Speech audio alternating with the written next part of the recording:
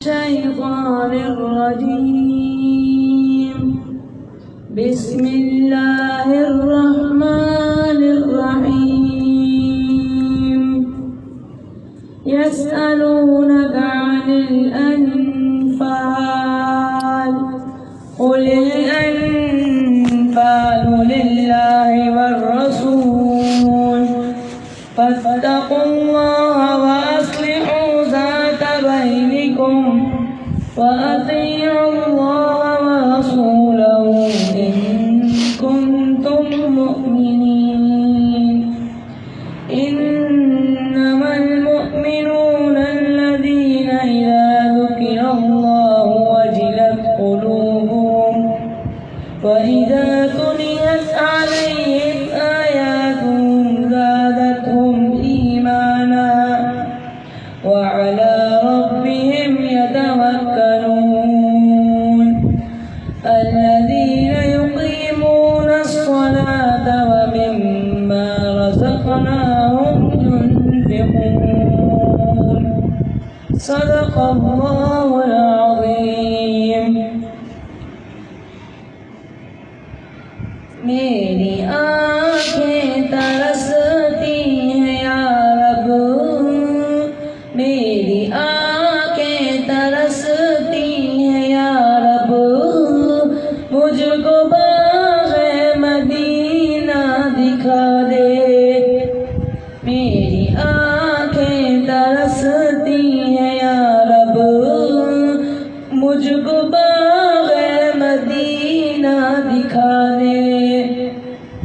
پیار سے زندگی دینے والے، پیار سے زندگی دینے والے، مجھ کو پیارے نبی سے ملا دے. لے کے تلوار فاروق گھر سے قتل کرنے چلے تھے نبی کو. لے کے تلوار فاروق گھر سے قتل کرنے چلے تھے نبی کو. پاس پہنچے تو کی عرض رو کر، پاس پہنچے تو کی عرض رو کر، میرے محبوب کلمہ پڑھا دے. میری آنکھیں ترستی ہیں یا رب، مجھ کو باغ مدینہ دکھا دے. پیار سے زندگی دینے والے، مجھ کو پیارے نبی سے ملا دے. تن پہ کھا کھا کے ظالم کے کوڑے، ہنس کے بولے بلال حبشی. تن پہ کھا کھا کے ظالم کے کوڑے، ہنس کے بولے بلال حبشی. میں نہ چھوڑوں گا دامن نبی کا، بے حیا چاہے جتنی سزا دے. میں نہ چھوڑوں گا دامن نبی کا، بے حیا چاہے جتنی سزا دے. میری آنکھیں ترستی ہیں یا رب، مجھ کو باغ مدینہ دکھا دے. پیار سے زندگی دینے والے، مجھ کو پیارے نبی سے ملا دے.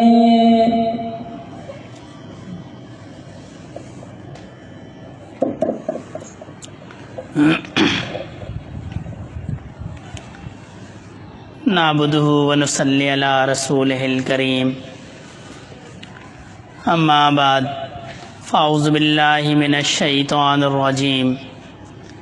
بسم اللہ الرحمن الرحیم. قال اللہ تعالی فی قرآن المجید قد افلح من تزکا وقال النبی صلی اللہ علیہ وسلم لکل شیء سقال وسقالت القلوب ذکر اللہ او کما قال علیہ الصلاۃ والسلام۔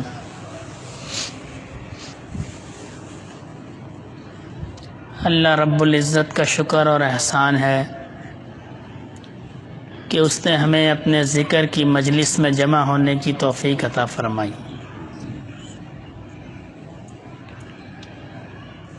دنیا میں لاکھوں کروڑوں انسان ہیں، ہر فرد کو اللہ نے اپنی یاد کی توفیق نہیں عطا فرمائی۔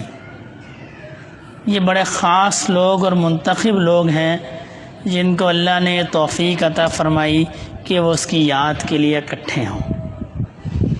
ایک حدیث مبارکہ کا مفہوم ہے کہ جب کسی مجلس کے اندر اللہ کا ذکر ہو رہا ہوتا ہے تو فرشتے آسمان سے اترتے ہیں اور ایسی مجلسوں کو ڈھونڈتے ہیں جہاں اللہ کا ذکر ہو، اور پھر اس کے بعد جب آسمان پر وہ جاتے ہیں تو اللہ رب العزت حالانکہ سب بات جانتے ہیں لیکن ان سے پوچھتے ہیں تم کہاں سے آ رہے ہو؟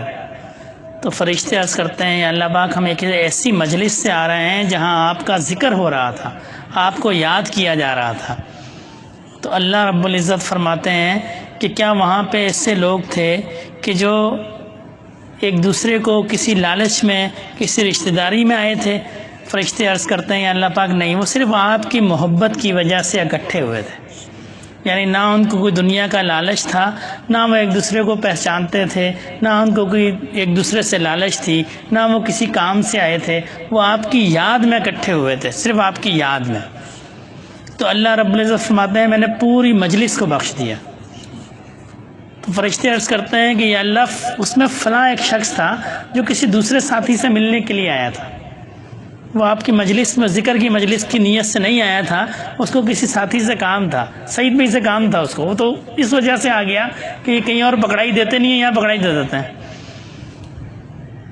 تو وہ تو کسی سے ملنے آیا تھا، وہ آپ کے ذکر کے لیے نہیں آیا تھا۔ اللہ پاک فرماتے ہیں میں نے اس کو بھی معاف کر دیا۔ تو یہ اتنی بابرکت مجلس ہے، اتنی بابرکت مجلس ہے کہ جو اس میں نیت کے ساتھ آتا ہے اللہ پاک اس کو تو معاف فرما دیتے ہیں، جو بغیر نیت کے آ جاتا ہے یعنی صحبت اس کو حاصل ہو گئی، آ کر بیٹھ گیا، اللہ پاک اس کو بھی معاف کر دیتے ہیں۔ اصحاب کہف کا کتا جو ہے، شیخ سعدی نے ایک شعر کہا ہے فارسی میں جس کا ترجمہ یہ ہے کہ اصحاب کہف کے کتے نے نیک لوگوں کی صحبت اختیار کی، کوئی عمل نہیں کیا، نیک لوگوں کی صرف صحبت اختیار کی۔ حالانکہ وہ تو اس کتے کو ڈانٹتے بھی تھے کہ بھئی تم پیچھے آتے ہو، شور کرو گے، وہ بادشاہ کے سپاہی جاگ جائیں گے، ہم پکڑے جائیں گے، لیکن اس نے صحبت نہیں چھوڑی۔ تو اس صحبت کی وجہ سے اللہ نے اس کا شمار نیک لوگوں میں فرما دیا، صرف صحبت کی وجہ سے۔ روایات میں آتا ہے کہ وہ انسانی شکل میں جنت میں جائے گا، اور حضرت نوح علیہ السلام کا جو لڑکا تھا اس کی صرف صحبت خراب تھی، برے لوگوں میں اٹھتا بیٹھتا تھا، برے لوگوں کے اندر، تو اللہ پاک نے اس کا جو معاملہ ہے وہ برے لوگوں میں شامل کر دیا۔ یہ صحبت اتنی بڑی نعمت ہے، یہ مجلس ذکر کی، اللہ والوں کی صحبت، یہ اتنی بڑی نعمت ہے۔ اسی لیے شیخ سعدی نے فرمایا نا یک زمانہ صحبت با اولیاء بہتر اس 100 سالہ عبادت بے ریا۔ ایک لمحے کی صحبت جو ہے وہ 100 سالہ 100 سالہ 100 کہتے ہیں 100 کو فارسی میں 100 سالہ بے ریا عبادت سے بہتر ہے۔ اس لیے کہ عبادت پہ یہ دعویٰ نہیں کیا جا سکتا کہ جی یہ 100 سال کی جو عبادت ہے یہ لازمی قبول ہوگی، یہ لازمی قبول ہوگی، اس کا کوئی شخص دعویٰ نہیں کر سکتا کہ جی میری یہ عبادت لازمی قبول ہوگی۔ دنیا میں کوئی فرد ایسا نہیں ہے جو یہ دعویٰ کرے کہ جی میری یہ فلاں عبادت ہے یہ لازمی قبول ہی قبول ہے۔ لیکن جیسا کہ میں نے حدیث مبارکہ پڑھی اس کا مفہوم یہ ہے کہ اس مجلس میں آنے والا حالانکہ وہ عبادت کی نیت سے بھی نہیں آیا، وہ تو کسی کام سے آیا تھا، اللہ نے اس کو بھی قبول کر لیا صحبت کی وجہ سے۔ یہ شعر جو ہے اسی لیے فرمایا کہ ایک صدی کی عبادت جو ہے ایک لمحے کی صحبت اس سے بہتر ہے۔ تو اللہ پاک کا شکر اور احسان ہے کہ اس نے ہمیں دوبارہ اس مجلس کو قائم کرنے کی، اس صحبت میں آنے کی توفیق عطا فرمائی۔ میں نے آیت کریمہ پڑھی، قد افلح من تزکا، وہ کامیاب ہو گیا جس نے پاکی کو اختیار کیا۔ پاکی کو، جس جو بندہ پاک ہو گیا وہ کامیاب ہو گیا، فلاح پا گیا۔ اب یہ پاکی کیا ہے؟ ایک تو ہے ظاہر کی پاکی، دو طرح کی پاکی ہے۔ ایک ظاہر کی پاکی ہے، جسم پاک ہو، لباس پاک ہو، جہاں جگہ پاک ہو، یہ ظاہر کی پاکی ہے۔ اس کے بغیر بھی کوئی عبادت قبول نہیں، کوئی وظیفہ قبول نہیں، کوئی عمل قبول نہیں۔ اگر آپ نے نماز پڑھنی ہے، سب سے دین کی اہم عبادت ہے، نماز پڑھنی ہے اور ناپاک ہے، نماز ہو جائے گی؟ نہیں ہوگی۔ کپڑے ناپاک ہیں، نماز ہو جائے گی؟ نہیں ہوگی۔ جگہ ناپاک ہے، نماز ہو جائے گی؟ نہیں ہوگی۔ یعنی اللہ پاک یہ فرماتے ہیں جب بندہ میرے سامنے آئے تو بالکل پاک اور صاف ہو کر آئے، بالکل پاک صاف ہو کر آئے۔ یہ ظاہر کی پاکی ہے، ہر عبادت کے لیے یہ ضروری ہے۔ قرآن پڑھنا ہے آپ کو پاک ہونا چاہیے، نماز پڑھنی ہے پاک ہونا چاہیے۔ اور دوسری پاکی جو ہے یہ باطن کی پاکی ہے، یعنی صرف انسان کا ظاہر پاک نہ ہو، اس کا دل بھی پاک ہو، اس کی روح بھی پاک ہو۔ یہ جسم جو ختم ہو جانا ہے اس کی اتنی اہمیت ہے کہ اگر وہ پاک نہیں ہے تو کوئی عمل قبول نہیں ہے، اور روح جس نے ختم ہی نہیں ہونا اس کی پاکی کی کتنی اہمیت ہے۔ انسان کا دل صاف ہو جائے گا تو اس کی پھر جس طرح ظاہر کی ناپاکی ہے نا، یہ گندگی ہمیں نظر آتی ہے۔ انسان کسی کو گندگی لگی ہو جسم پر تو نظر آئے گی، نظر نہیں آئے گی تو بدبو آئے گی، لوگ دور سے کہیں گے جی فلاں بندے پہ سے بدبو آتی ہے۔ اسی طرح جو روح کی گندگی ہے اس کی بھی بدبو آتی ہے۔ حدیث شریف کے اندر آتا ہے جب بندہ کوئی جھوٹ بولتا ہے تو فرشتے اس سے 40 گز دور چلے جاتے ہیں اس کی بدبو کی وجہ سے۔ یعنی جھوٹ کی بدبو کی وجہ سے فرشتے اس سے دور چلے جاتے ہیں، اتنی بدبو ہے جھوٹ کی۔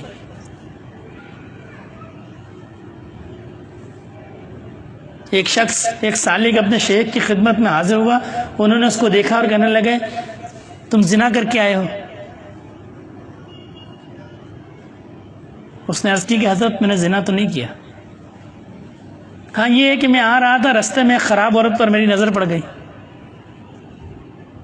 تو حضرت نے فرمایا جو تم سے بو آتی ہے یہ اس عمل کی بو ہے، تم نے اس کو دیکھا تمہارے جسم سے بو آتی۔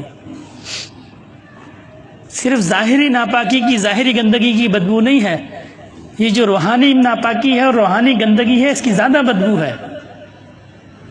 یہی وجہ ہے کہ ہم بیمار ہیں، ہمیں جسمانی بیماریاں ہی بہت ہیں، یہ برکت نہیں ہے، فلاں مسئلہ ہے، فلاں مسئلہ ہے، پھر اس کی وجہ یہ ہے کہ ہم پاک ہی نہیں ہیں۔ جو رحمت کے فرشتے ہیں وہ تو ویسے ہم سے دور بھاگتے ہیں۔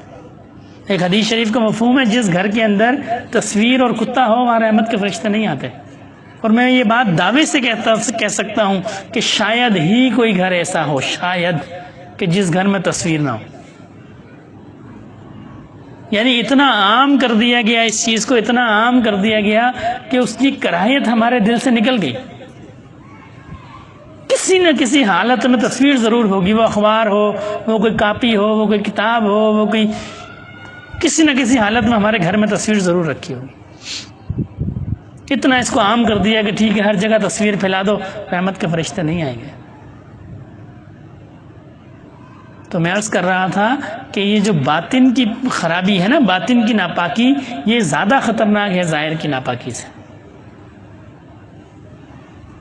اور اس کے لیے کیا ہے، ظاہر کی ناپاکی کے لیے تو بندہ جائے غسل کرائے، کپڑے خراب ہیں تو کپڑے دھو لے، جگہ خراب ہے تو جگہ کو دھو لے۔ اور باطن کی پاکی کے لیے کیا ہے، لِكُلِّ شَيْءٍ سِكَالٌ وَسِكَالَةِ الْقُلُوبِ وَذِكْرِ اللَّهِ۔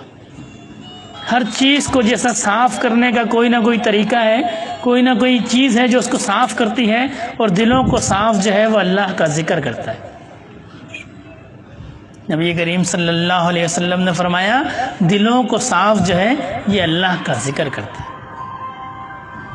یہ آج کی جو مجلس ہے یہ اللہ کے ذکر کے لیے، یعنی یہ صفائی کی مجلس ہے۔ اسی لیے بڑے حضرت رحمۃ اللہ علیہ اکثر فرمایا کرتے تھے کہ اس فقیر کو صفائی کرنے والا سمجھو، یہ دلوں کو صاف کرتا ہے۔ یہ اللہ کے ذکر کے ذریعے اللہ والے جو ہیں یہ دلوں کو صاف کرتے ہیں، اور پھر جب دل صاف ہو جاتا ہے پھر آئینہ بن جاتا ہے، آئینہ پھر اس کو پتہ چلتا ہے کہ جی میرے اندر کیا برائی ہے۔ ویسے تو انسان سمجھتا ہے میں پتہ نہیں کیا چیز ہوں، کبھی اس کے عیب جو ہے وہ سامنے نہیں آتے۔ جب دل خراب ہوگا، دل سیاہ ہوگا، انسان کے عیب اس کے سامنے نہیں آئیں گے۔ جی جب تک صحبت نصیب نہیں ہوگی، جب انسان کو صحبت نصیب ہوگی کسی اللہ والے کی، جب اللہ والے کی مجلس میں جا کے بیٹھے گا پھر اس کو پتہ چلے گا جی میرے میں تو یہ بھی خامی ہے، میرے میں تو یہ، ورنہ دنیا میں گھومتا رہے گا اس کو اپنی خامی نہیں، کوئی انسان مانتا ہے کہ جی مجھ میں یہ خامی ہے؟ کبھی بھی نہیں مانتا۔ جب اللہ والوں کی صحبت میں بیٹھتا ہے پھر اس کو پتہ چلتا ہے کہ جی وہ آئینہ ہے، آئینہ وہاں دیکھتا ہے کہ جی میرے اندر یہ خامی ہے، یہ خامی ہے، یہ خامی ہے، میرے اندر تو یہ گندگی ہے، میرے اندر یہ برائی ہے۔ حضرت مولانا عبد الغفور مدنی رحمۃ اللہ علیہ عالم تھے، شیخ الحدیث تھے، مدرسے میں پڑھایا کرتے تھے۔ حضرت فضل علی قریشی رحمۃ اللہ علیہ کی خدمت میں حاضر ہوئے، آپ سے بیعت ہو گئے۔ پھر کچھ عرصے بعد حضرت کے گھٹنے پکڑ کے رو رہے تھے، عرض کی کہ حضرت اب میں بندہ بن گیا، اب عبد الغفور بندہ بنا ہے۔ حضرت نے فرمایا آپ تو عالم آدمی تھے، آپ تو لوگوں کو بخاری پڑھایا کرتے تھے۔ فرمایا حضرت وہ کال کا علم تھا، یہ حال کا علم ہے، وہ کال کا علم تھا، یہ حال کا علم، اور یہ حال کا علم اللہ والوں کی صحبت سے آتا ہے۔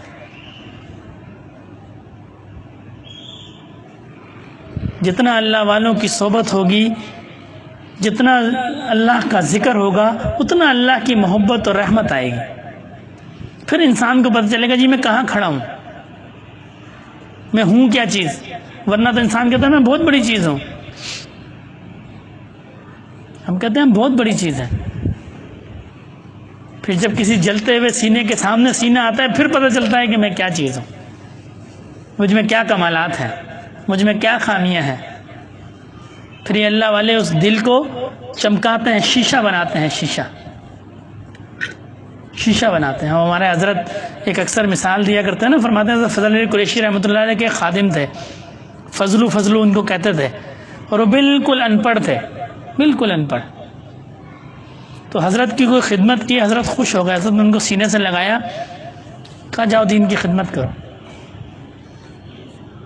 تو ایک بزرگ جو ہے وہ مکہ مدینہ میں عمرے کے لیے گئے، مکہ معظمہ میں، تو وہاں کسی نے کہا جی ہندوستان سے ایک بہت بڑے بزرگ آئے ہیں، آپ ان کی زیارت کے لیے چلیں۔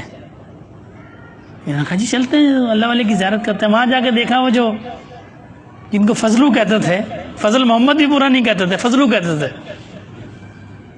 تو حضرت جو ہے وہ چارپائی پہ ہیں اس گھر میں، اور بڑے بڑے علماء جو ہیں وہ نیچے بیٹھے ہوئے۔ تو یہ بھی فضل علی قریشی رحمۃ اللہ علیہ کے صحبت یافتہ تھے، ان کو دیکھا، عرض کی کہ حضرت یہ، فرمایا یہ وہ صحبت کی برکت ہے، وہاں جو میں نے جوتیاں سیدھا کی نا یہ اس کی برکت ہے۔ بڑے بڑے علماء نیچے، حضرت کو اللہ نے عزت دی۔ تو وہ جو یک زمانہ صحبت با اولیاء، یہ ہے وہ یک زمانہ صحبت با اولیاء۔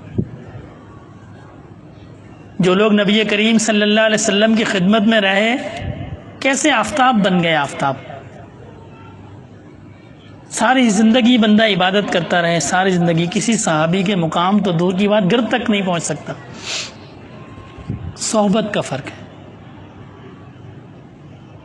آج ہم سالوں معاشرے کے اندر گھومتے ہیں، ہمارے حضرت رحمۃ اللہ علیہ فرمایا کرتے تھے بڑے ایسا کہ جب بندہ معاشرے میں باہر نکلتا ہے نا، اس کے اپنے ایک اثرات ہیں۔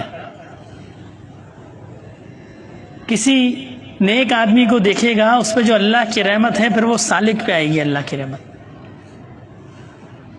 ایک واقعہ بیان فرمایا کرتے تھے، بڑے سب اسٹیشن ماسٹر تھے، فرماتے تھے خواجہ نور بخش رحمۃ اللہ علیہ اس اسٹیشن پر تشریف لائے کہ سفر سے آ رہے ہوں گے، تو ایک بوڑھا شخص حاضر ہوا حضرت کی خدمت میں اور عرض کی کہ حضرت میری بیٹی ہے، وہ اس نے آپ کی زیارت کرنی ہے، اگر آپ اجازت دیں تو زیارت کے لیے میں لے آؤں، بیٹی اور بیوی ہے۔ تو حضرت نے فرمایا لے آئیں۔ تو وہ دو خاتون پردے میں کچھ دور بیٹھ گئے حضرت کے پاس صحبت میں۔ تو وہ بوڑھے عرض کرنے لگے، وہ جو بوڑھا شخص آیا تھا اس نے عرض کی کہ حضرت یہ میری بیوی ہے اور یہ میری بیٹی ہے، یہ کہتی ہے کہ جب میں سفر میں نے بغیر داڑھی والوں کو دیکھا تو میرے قلب پہ اتنا اندھیرا آ گیا، اب کسی اللہ والے کو ڈھونڈو، میری تو ساری کیفیت ختم ہو گئی۔ تو مجھے پتہ چلا کہ حضرت فضل علی قریشی حضرت خواجہ نور بخش رحمۃ اللہ علیہ یہاں سفر کر رہے ہیں، تو میں آپ کی خدمت میں لے کے آیا۔ وہ کہتی ہیں آپ جی کسی اللہ والے کو دیکھا ہے تو آج ہم سارا دن نوکری میں، ملازمت میں ہر شخص کو دیکھتے ہیں، فاسق کو ہم دیکھتے ہیں، فاجر کو ہم دیکھتے ہیں، زانی کو ہم دیکھتے ہیں، چور کو ہم دیکھتے ہیں، پھر ان کی کیفیات کا عکس جو ہے وہ انسان کے اندر پھر آنکھوں کے ذریعے منتقل ہوتا ہے۔ کیوں فرماتے ہیں عورت کا آنکھوں کا بھی پردہ ہے؟ کیوں کہ دل پہ سب سے زیادہ ایک حدیث شریف کا مفہوم بھی ہے نا کہ نظر جو ہے وہ شیطان کے ہتھیاروں میں سے ایک ہتھیار ہے،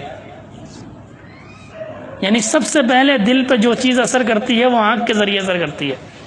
سب سے پہلے انسان دیکھتا ہے اور اس کے دل پہ ٹھیک لگتی ہے دل پہ، پھر اس کے بعد وہ سنتا ہے تو پھر اس کے دل پہ اثر کرتی ہے، پھر جو بولتا ہے وہ اس کے دل پہ اثر ہوتا ہے۔ اور آج ہم ہر چیز دیکھتے ہیں، فاسق کو ہم دیکھتے ہیں، فاجر کو ہم دیکھتے ہیں، عورتوں کو ہم دیکھتے ہیں، تو ساری چیزیں ہمارے وہ دل پہ جمع ہوتی ہیں۔ ہر طرح کی ہم بات سنتے ہیں،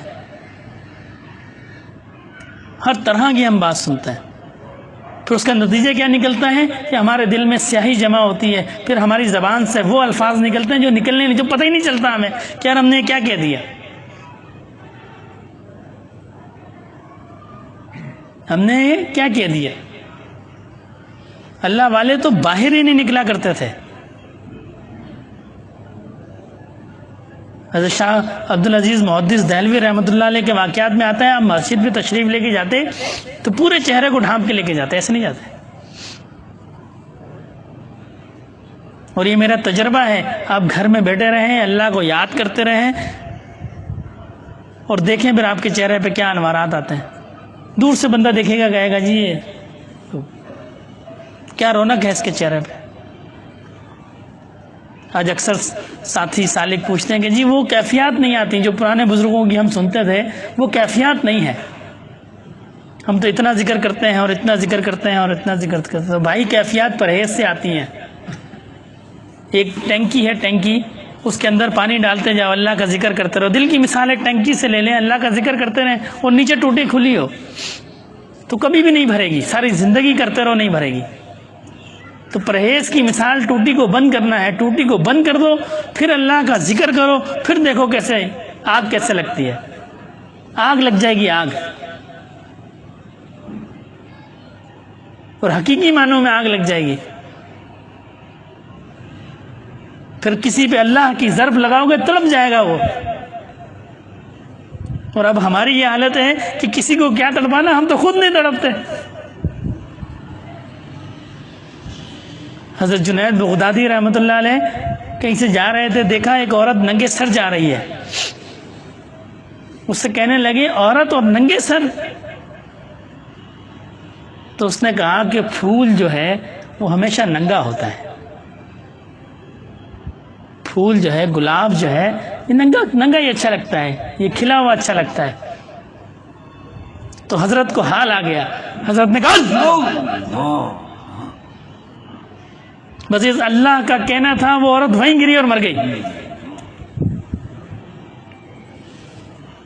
آپ کو آواز آئی جنید، اس عورت نے صرف 2 دفعہ ہمارا نام سنا، صرف 2 دفعہ۔ جب اس نے پہلی دفعہ سنا تو اس کی یہ حالت ہو گئی جو تم نے دیکھی، یعنی نہ پردے کا ہوش رہا، نہ سر پہ دوپٹے کا ہوش رہا، صرف اللہ کا نام سننے سے۔ اور دوسری دفعہ تمہاری زبان سے سنا تو اس کی روح نکل گئی۔ آج ہم 2 گھنٹے، 4 گھنٹے، 6 گھنٹے نصیحت کرتے ہیں، اگلے کے کان پہ جوں بھی نہیں دکھتی۔ وہ ایسا کہ ایسے ہی ہوتا ہے جیسا مجلس میں آیا اور مجلس سے چلا گیا، ویسے کہ ویسے ہی ہے۔ وہ شاید ہم اتنے لوگوں کو نصیحت کرتے ہیں، کوئی سنتا ہی نہیں ہے۔ وہ بھائی سنتا اس لیے نہیں ہے کہ ہمارے اندر کچھ نہیں ہے۔ اگر ہمارے اندر ٹنکی بھری ہوتی اور پھر ہم اس کو پریشر دیتے اللہ کا، سوال ہی پیدا نہیں ہوتا، وہ نہیں سنتا۔ کیسے نہیں سنتا بھائی؟ بڑے حضرت صاحب رحمۃ اللہ علیہ پنجاب کے دورے پر تشریف لے گئے تو وہاں ایک حضرت کے مرید تھے. انہوں نے عرض کی کہ حضرت میرے ماموں ہیں، ایئر فورس سے ریٹائرڈ ہیں، کبھی مسجد نہیں جاتے، اور مولوی صاحب جب اذان دیتے ہیں، امام صاحب مؤذن صاحب، تو کہتے ہیں کیا شور کرتے رہتے ہو، پتہ ہے بھائی جانا ہے مسجد، جس نے جانا ہے وہ چلے جائے گا، کیا ضرورت ہے اذان دینے کی، بلا وجہ ہماری نیند خراب کرتے ہو. بعض اوقات آدمی زیادہ پڑھ لے نا تو پھر ایسے ہی ہوتا ہے. تو اس نے عرض کی کہ حضرت آپ اگر چلیں، ہم تو کوشش کرتے ہیں اللہ ان کو نصیحت دے، ہدایت دیں، آپ اگر ان کو کوئی نصیحت کر دیں. تو بڑے صاحب رحمۃ اللہ علیہ والد صاحب، جماعت باقی وہیں رکی ہوئی، آپ وہاں ان کے یہاں گئے، عصر کا وقت تھا. تو گاؤں کے اندر جو ہے وہ چارپائیاں بچھی ہوتی ہیں، تو ایک چارپائی پہ وہ صاحب بیٹھے ہوئے تھے اور دوسری چارپائی پہ جو حضرت کے عقیدت مند تھے، انہوں نے حضرت کو بٹھا دیا. تو حضرت نے صرف ان کی طرف دیکھا.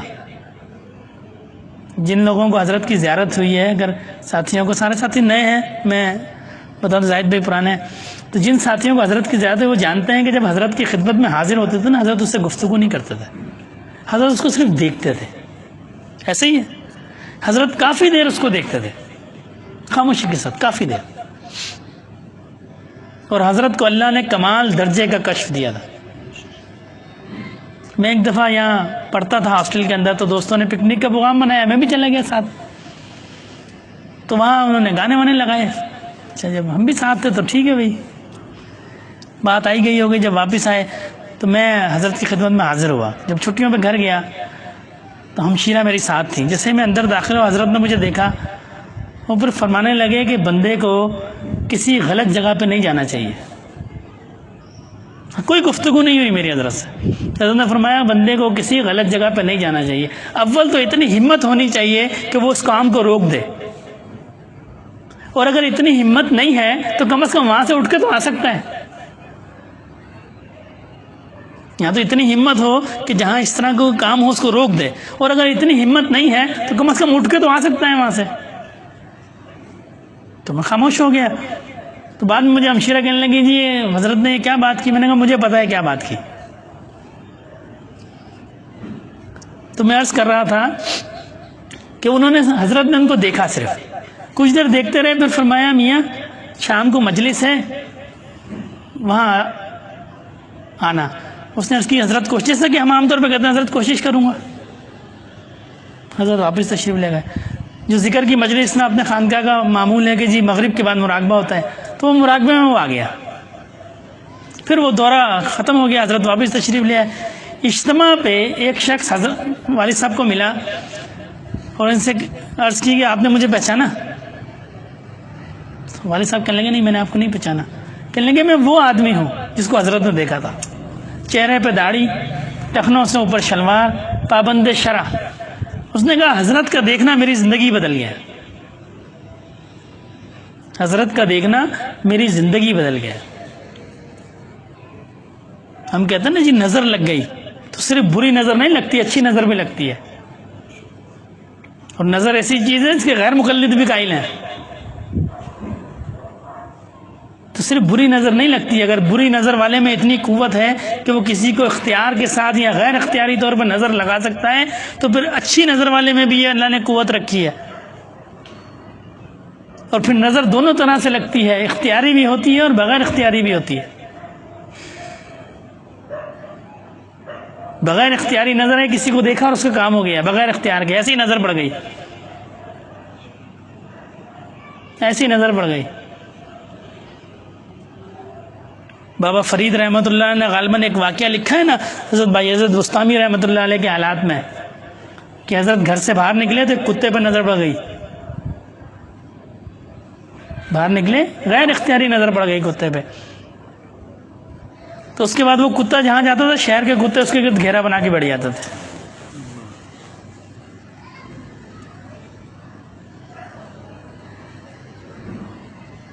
تو یہ نظر غیر اختیاری بھی ہے اور اختیاری بھی ہے. لیکن یہ اس وقت ہے جب بندہ اپنے آپ کو پیش کرے، صحبت میں بیٹھ جائے، پھر پڑھائی نہ کرے. ہمارا معمول ہے، ہم سالکین کو اکثر دیکھتے ہیں، ہم خود بھی جی میرے معمولات پورے ہو جائیں، میں ذکر کی مجلس میں حضرت کی خدمت میں آیا ہوں، بس میرا معمول پورا ہو جائے کسی طریقے سے، وہ جو میں نے 25,000 کلمہ شریف پڑھنا تھا پورا ہو جائے، بچے نہیں۔ یہ 25,000 کلمہ شریف تو بندہ گھر بیٹھ کے بھی کر سکتا ہے کہ نہیں کر سکتا؟ اگر یہ سارے معمولات ہی پورے کرنے ہیں تو پھر حضرت کی خدمت میں آنے کی کیا ضرورت ہے؟ گھر بیٹھ کے بھی ہو سکتا ہے۔ تو حضرت کی جب اللہ والوں کی خدمت میں بیٹھا جائے، دل کو حاضر کر کے فیض کی نیت سے بیٹھا جائے، اپنے سینے کو ان کے سینے کے سامنے رکھ دیا جائے، کیونکہ پھر جو وہاں سے جو کیفیت حاصل ہوگی اس میں ایک دفعہ کا پڑھنا ان 25,000 سے بہتر ہو جائے گا، اس لیے کہ اعمال گنے نہیں جائیں گے، وہ پھر گنتی ہے، گنتی وزن سے خالی، بالکل بس گنتی ہے، اس کو کوئی وزن ہی نہیں ہے۔ اور جب اخلاص آ جائے گا پھر وہ ایک دفعہ کا پڑھنا اس کو کامیاب کر دے گا۔ حضرت رحمۃ اللہ علیہ فرمایا کرتے تھے نا کہ جب لوگ تعداد اعمال میں لگ جائیں تم حسن اعمال میں لگ جاؤ۔ لوگ گنتی میں لگے ہوئے ہیں، 50,000 60,000 1 لاکھ 2 لاکھ، حسن اعمال کی اہمیت ہے۔ ایک دفعہ پڑھ لے اخلاص کے ساتھ، وہ اس بے دہانی میں پڑھے گئے 1000 دفعہ سے بہتر ہے۔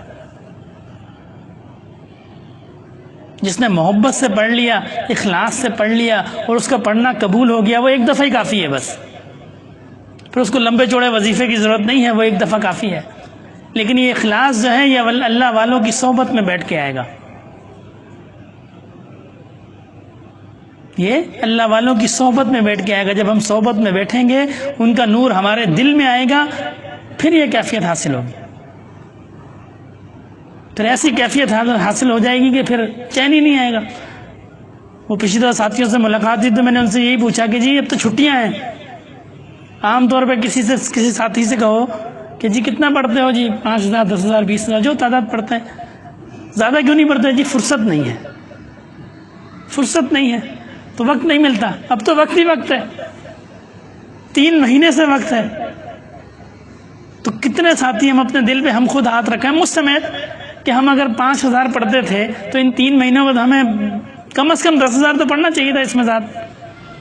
اگر درود شریف 500 پڑھتے تھے تو 1000 تو پڑھنا چاہیے تھا۔ کتنا پڑھا ہم نے؟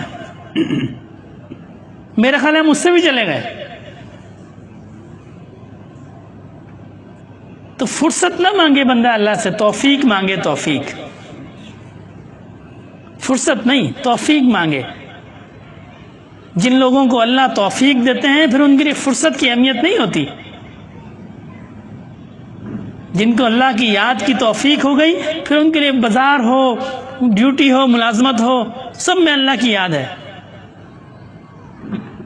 حضرت بایزید بستامی رحمۃ اللہ علیہ فرماتے ہیں میں نے بیت اللہ کے اندر میں نے دیکھا ایک شخص نے غلاف کعبہ کو پکڑا ہوا ہے اور اللہ یا اللہ یا اللہ پکار رہا ہے۔ میں نے اس کے دل کی طرف توجہ کی تو دیکھا دل اس کا کہیں مست ہے، کہیں گھر میں کسی کام میں پھنسا ہوا ہے، وہ صرف زبان سے پکار رہا ہے یا اللہ یا اللہ یا اللہ۔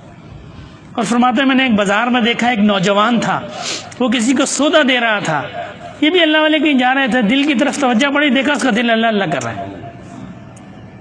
تو اللہ اللہ کے لیے فرصت شرط نہیں ہے، اللہ کی یاد کے لیے فرصت شرط نہیں ہے کہ جی میں فارغ ہوں گا تو میں اللہ کو یاد کروں گا۔ اللہ کی یاد کے لیے توفیق شرط ہے۔ جس کو اللہ اپنی یاد کی توفیق دیتے ہیں اس کو پورے دن کی مصروفیت بھی، اس کا دل اللہ سے بس کنیکشن ہو گیا اللہ سے، پھر اس کو چین نہیں آئے گا۔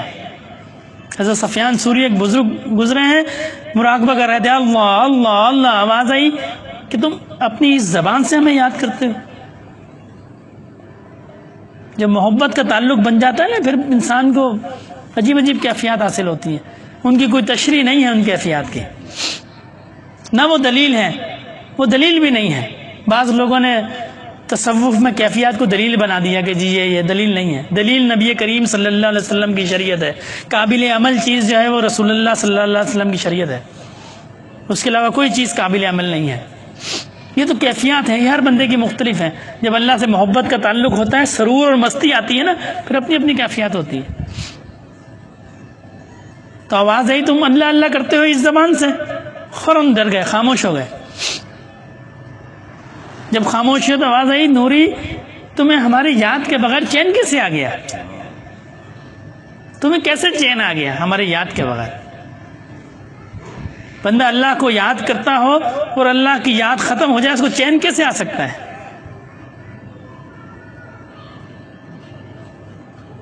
لیکن یہ کیفیت میرے دوستو یہ آئے گی صحبت سے، یہ صحبت سے یہ کیفیت آئے گی، اللہ کو یاد کرنے سے۔ سلسلہ نقشبندیہ کے اندر سب سے بنیادی چیز اللہ والوں کی صحبت ہے، اللہ والوں کی صحبت۔ صحبت اختیار کرے، پھر اللہ کا ذکر کرے، اور پھر تقوی اختیار کرے، پرہیز جتنی کر سکتا ہو۔ وہ بڑے حضرت صاحب رحمۃ اللہ علیہ کی حیات کی جو کتاب ہے، اس میں حضرت صاحب نے 3 معمولات بتائیں۔ فرمایا لوگ کہتے ہیں، لوگ آ کے کہتے ہیں، اکثر بزرگوں کو لوگ کہتے ہیں جی ہمیں وہ کیفیات چاہیے جو پرانے بزرگوں کو تھی۔ تو حضرت فرماتے تھے میں 3 اسٹیجز، 3 درجات عمل کے ہیں، ان پہ عمل کرو، پھر وہ کیفیت حاصل نہ ہو تو مجھے کہنا۔ ان میں جو سب سے ادنا درجہ ہے، میری یہ خواہش ہے کہ اس جماعت کا ہر سالک کم از کم اس درجے پہ عمل کرے، کم از کم اس درجے پہ، کم از کم ادنا درجے پہ تو عمل ہمارا ہونا چاہیے نا، اعلیٰ درجہ تو نہ صحیح، کم از کم ادنا درجہ ہو۔ اور وہ ادنا درجہ جو ہے اگر آپ اس کو دیکھیں گے تو حیران رہ جائیں گے کہ اس درجے کو ادنا کہاں ہے۔ 25,000 اس میں ذات ہے، 1200 دفعہ درود شریف ہے، 1200 دفعہ کلمہ شریف ہے، 5 وقت نماز با جماعت ہے، تہجد کی نماز ہے، اپنے ہاتھ سے کھانا پکانا ہے، الگ کمرہ جو ہے وہ مخصص ہے عبادت کے لیے۔ ہم تو حیران رہ جاتے ہیں کہ جی یہ ایک ادنا درجہ ہے، کم از کم درجہ یہ ہے۔ تو بھائی جتنی محنت ہوگی اتنا، جتنا گڑ ڈالو گے اتنا میٹھا ہوگا۔ ورنہ پھر دوسرا طریقہ یہ ہے کہ اللہ والوں کی صحبت میں بیٹھ جائے بندہ، پھر اللہ پاک جہاں ان کو لے جائیں گے وہاں ہمیں بھی لے جائیں گے پھر، کیونکہ دنیا کا تو یہی قاعدہ ہے نا، دنیا کا یہی قاعدہ ہے۔ حضرت مولانا جلال الدین رومی رحمۃ اللہ علیہ فرماتے ہیں کہ انسان جس سے محبت رکھتا ہے وہ ہر زمانے میں اس کے ساتھ ہے، یعنی دنیا میں بھی وہ اس کے ساتھ ہے، قبر میں بھی، عالم برزخ میں بھی اس کے ساتھ ہے، اور عالم حشر میں بھی اس کے ساتھ ہے، جس سے انسان محبت رکھتا ہے۔ اب بندہ یہ کہہ سکتا ہے جی کوئی نبی کریم صلی اللہ علیہ وسلم سے محبت رکھتا ہے وہ تو پردہ فرما گئے، ہمارے سامنے تو نظروں میں نہیں آتے۔ لیکن جب بندہ ان سے محبت رکھتا ہے پھر وہ اس کو پتہ ہے کہ میں ان کے ساتھ ہوں، وہ میرے ساتھ ہیں، پھر ایسا محبت کا تعلق بن جاتا ہے، ذرا بندہ پریشان ہوا فوراً تسلی آ جاتی ہے، ذرا اس کو کوئی پریشانی ہوئی فوراً، ذرا کوئی گناہ ہوا فوراً پتہ چل جاتا ہے کہ یہ مجھ سے یہ غلطی ہو گئی ہے۔ حضرت حاجی امداد اللہ مہاجر مکی رحمۃ اللہ علیہ، مولانا شرف علی تھانوی، مولانا رشید احمد گنگوئی، بڑے بڑے اکابر کے شیخ تھے، حالانکہ خود ان پڑھ تھے، بڑے بڑے اکابر کے شیخ تھے۔ آپ کے ایک استاد تھے، پڑھایا کرتے تھے آپ کو، اور ان کو نبی کریم صلی اللہ علیہ وسلم کی کثرت سے زیارت ہوا کرتی تھی، کثرت سے۔ تو آپ چونکہ استاد تھے تو آپ کا ایک شاگرد تھا جو کہ سید تھا، اب کسی غلطی پہ حضرت نے اس کو ڈانٹ دیا سختی سے۔ جس دن اس کو ڈانٹا حضرت کی زیارت بند ہو گئی۔ اب عاشق تھے، جب زیارت بند ہو گئی، جس کو روز زیارت ہوتی ہے اس کو پتہ ہے کہ جس کا کیا مزہ ہے، تو اس شاگرد کو بلایا، اس کو کہنے لگا کہ جی مجھ سے غلطی ہو گئی، تم ایسا کرو اس کے بدلے مجھے مار لو۔ تو وہ کہنے لگا کہ حضرت آپ میرے استاد ہیں اور آپ نے کون سا مجھے جان بوجھ کے ڈانٹا ہے، وہ تو کوئی میری غلطی تھی جس میں آپ نے مجھے ڈانٹا ہے، میری طرف سے میں آپ کو معاف کرتا ہوں، مجھے آپ سے کوئی شکایت نہیں، میں آپ کو معاف کرتا ہوں، لیکن زیارت نہیں کھلی۔ تو جب زیادہ پریشان ہوئے، حضرت مولانا رشید احمد گنگوئی رحمۃ اللہ علیہ سے مشورہ کیا، انہوں نے فرمایا آپ ایسا کرو عمرے پہ چلے جاؤ، مسجد نبوی، وہاں پہ مسجد نبوی کے سامنے وہاں جا کے آپ دعا کریں۔ تو حضرت چلے گئے، اس زمانے میں وہ یہ بحری جہاز وغیرہ ہوا کرتے تھے، تو حضرت وہاں عمرہ کیا، مسجد نبوی چلے گئے۔ اب وہاں جا کے بھی بڑی دعا کی لیکن معاملہ نہیں کھلا، تو مدینے کے جو صلحاء اور علماء تھے ان سے مشورہ کیا، اب انہوں نے بھی کہا جی ہم کیا کر سکتے ہیں، تو ایک دن آپ مسجد روضہ رسول کے سامنے کھڑے ہو کے رو رہے تھے، تو ایک نوجوان نے دیکھا کہ آپ رو رہے ہیں. اس نے ان سے پوچھا کہ کیا مسئلہ ہے؟ انہوں نے کہا جی ایسا ایسا معاملہ ہے، میرا بالکل میری زیارت بند ہو گئی ہے. تو وہ کہنے لگا کہ یہاں جو ہے مہینے میں ایک دفعہ ایک عورت آتی ہے دیوانی، ایک عورت آتی ہے دیوانی ہے، وہ روضہ رسول کے سامنے کھڑی ہوتی ہے، تم اس کو اگر راضی کر لو گے تمہارا کام ہو جائے گا. تو آپ انتظار کرتے رہے. جب وہ عورت آئی رات میں، جس وقت جن ایام کا کہا گیا تھا، تو آپ نے اس کو کہا کہ جی بی بی میرا ایسا مسئلہ ہے، تم میرے لیے دعا کرو. وہ کہنے لگی میں تو خود پاگل ہوں، نیم پاگل ہوں، مجھے تو کوئی پوچھتے نہیں، میری کیا اوقات ہے، آپ اتنے بڑے عالم ہیں اور بڑے بڑے علماء سے ملے. لیکن حضرت کو یہ یقین تھا کہ بھائی اب یہی سارے میں نے چینل دیکھ لیے جتنے چینل تھے. تو بڑی اس کی منت سماجت کی. جب اس کی زیادہ آوازاری کی تو عورت پگھل گئی. وہ کہنے لگی وہاں تم جو ہے وہ خواب میں دیکھتے تھے، چلو یہاں سامنے دیکھ لو. بیداری کی حالت میں زیارت کروا دی، بیداری کی حالت میں زیارت کروا دی. تو یہ عشق اور مستی کی کیفیات ہیں. جب عشق ہو جاتا ہے پھر پتہ چلتا ہے ان کیفیات کا، ایسے نہیں پتہ چلتا. وہ بابا بلے شاہ نے پوری شاعری جو ہے وہ ساری عشق پہ کی ہے نا.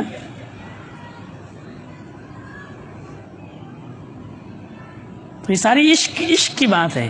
جب عشق ہو جاتا ہے پھر تعلق بن جاتا ہے. پھر جب تعلق بن جاتا ہے پھر وہ کیفیات، وہ مستی حاصل ہوتی ہے، بندہ ان کو بیان نہیں کر سکتا اس کیفیات کو.